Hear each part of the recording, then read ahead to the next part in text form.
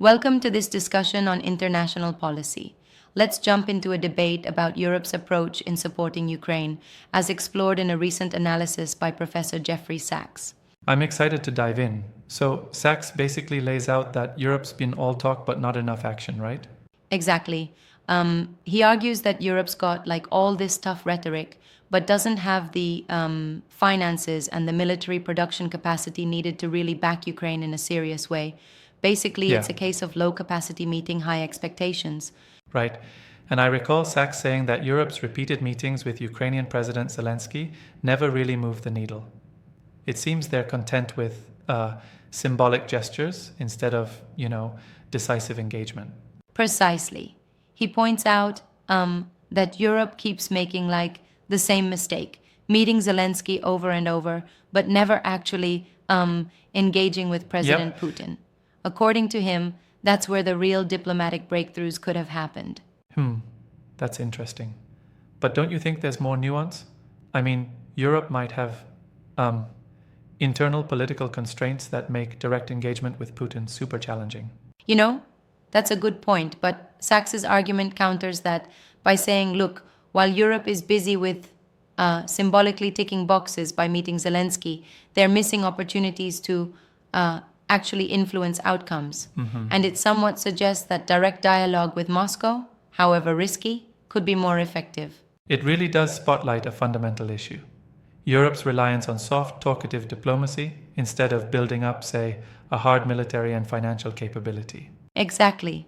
It's like saying, hey, you can chat all you want, but when the chips are down, you need real support. And Sachs is blunt. Europe's capacity just isn't there to back Ukraine adequately.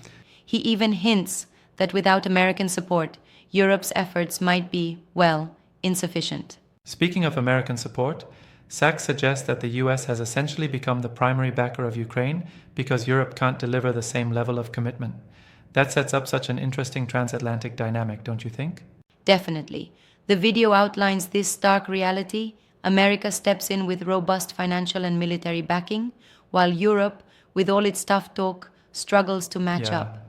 It's almost like comparing a heavyweight to a featherweight in a bout that matters a whole lot. So, in your eyes, is this a question of Europe's strategic miscalculation, or are there deeper issues at play? Well, Sachs certainly seems to believe it's a strategic oversight. He argues that using repeated engagements with Zelensky, which are, to be blunt, more about optics than solutions, misses out on harnessing real diplomatic leverage with Moscow. It's like a misdirected focus, if you will. I get what you're saying, but isn't it a bit too simplistic to say that just because Europe isn't engaging with Putin directly, their whole strategy is fatally flawed? There are layers of domestic politics and alliance dynamics that might explain this cautious approach. True, and that's a fair critique. But consider this. Sachs's point isn't that engaging Putin is a magic wand. It's that by neglecting that channel, Europe deprives itself of a potential path to real influence in resolving the crisis. Absolutely. Even if domestic politics played a role, the overall effect is a lack of decisive action. And when we talk about decisive action, we're really discussing the fundamentals of power projection, military production, financial might, and strategic alliances. Yes, exactly. It's like trying to run a marathon with only half the gear you need. Europe might be all talk and meetings, but without the supporting infrastructure, finances, military production, it's hard to shift the balance. And Right. Sachs points out that relying on American support isn't sustainable if Europe wants to be a real strategic player. That makes sense. It's almost ironic. European leaders keep convening countless meetings with Zelensky, hoping that more talk will somehow translate into results, while a meeting in Alaska with Putin might have offered a chance to actually tackle the issues head on. Precisely. It's almost like they're comfortable in a conversation loop that gives the appearance of effort without substantive change. They base their strategy on repeated dialogue rather than a proactive stance, and the result has been a kind of strategic stagnation. I wonder if, in retrospect, Europe could have rethought its approach. Maybe even adopted a dual-track strategy.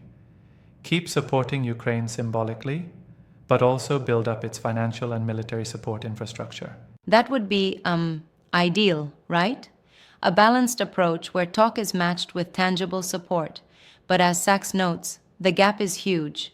Europe doesn't currently have the military production capacity to be that pivot. Right? And that's a raw critique of their overall foreign policy framework. And then there's that overlooked dimension: direct diplomacy with major players like Putin, which, while controversial, might have been a necessary complement to supporting Zelensky. Exactly. It's like, when you really need to fix a problem, you have to address it at its source, not just the symptoms. Direct engagement with Moscow could have unlocked avenues for negotiation that the continual meetings with Zelensky simply don't. Yeah. Of course, that's a risky path, but perhaps one worth exploring. I do think it's worth challenging the idea, though.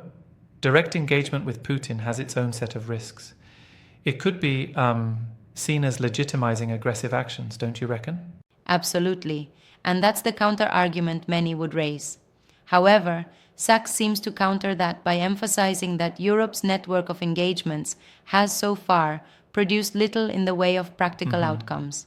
It's a call for a bold rethinking, not an endorsement of a quick fix. And that bold rethinking would, ideally, address Europe's internal divisions too, right? I mean, the disparate capabilities among European nations add layers of complexity to any unified foreign policy. Yes, exactly. There's a real diversity in both economic clout and military capabilities across Europe that makes a unified, hard-hitting strategy challenging. Yeah, It's like trying to synchronize a band where each musician is playing a different tune. that's a vivid analogy. It really shows that while Europe might have the vision for a robust foreign policy, on paper at least, the practical execution is undermined by internal disparities. Spot on. And this mismatch is exactly what Sachs highlights as a key failure point: Europe's inability to replace the kind of support that America provides, especially in critical times like these. Meaning, Right. the strategy just isn't scalable without a fundamental overhaul. It sounds like Sachs is, in effect, urging Europe to invest in its own capabilities instead of relying on repeated high-level meetings that yield little. Precisely. He's basically urging, look, talk is good, but you need the muscle, both in terms of finance and in military production, to really help Ukraine succeed. And that's Yep. a stark reminder that strategic support has to be multidimensional. It does raise an important question about the future of transatlantic strategy. If Europe can't up its game, then the imbalance continues, right? Exactly. It points to the notion that without building substantial indigenous capacity, Europe will remain reliant on external support, a situation which isn't sustainable in the long run. It's a wake-up call for policymakers. Now, one thing I find interesting is whether this critique of Europe might be oversimplified by focusing solely on capacity. Can't we also consider political will and historical restraint as contributing factors? That's a very fair point. Political will and historical cautiousness certainly play a role. Many European nations are risk-averse given their past conflicts and the complex legacy of war in Right. the region. But Sachs seems to suggest that even with those constraints, there's a strategic misstep in not leveraging every possible diplomatic channel. So, in a sense, he's challenging Europe to go beyond its comfort zone, even if that means confronting uncomfortable alliances or taking more decisive action. Exactly. It's sort of an invitation to innovate their policy toolbox, mixing in real financial investment and, if necessary, trialing more direct diplomacy where the stakes are high. Yes. The goal is to be more effective on the ground. Ultimately, this analysis shines a light on the disconnect between lofty diplomatic rhetoric and the practical capabilities needed to support a nation in crisis. Absolutely. And while it's easy to get caught up in the symbolic aspects, like talks and meetings, the real measure of support, as Sachs points out, is intangible action.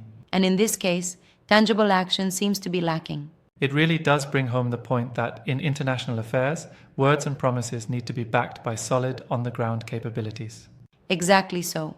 The debate here is not just academic, it has real-world implications for Ukraine and, more broadly, for global balance. The conversation forces us to consider, how do we bridge the gap between political rhetoric and actual strategic capacity?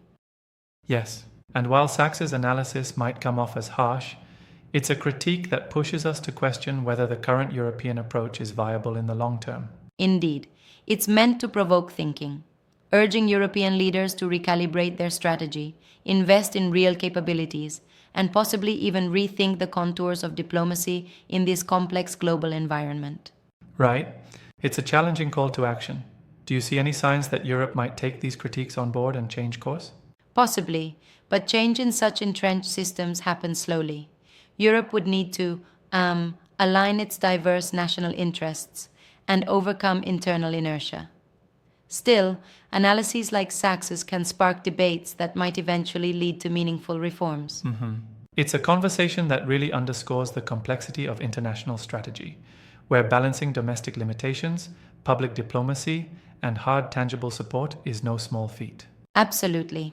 And as we watch these dynamics unfold, it reminds us that in the real world of geopolitics, effective policy means matching words with real and measurable capacity. Right? Well, this has been a deep dive into the nuances of European diplomacy and the challenges it faces in this conflict. Thanks for the robust exchange. It definitely gives a lot of food for thought. Thanks for engaging in this discussion. It's essential to unpack these complexities as they shape not just Ukraine's future, but the global balance of power. Till next time.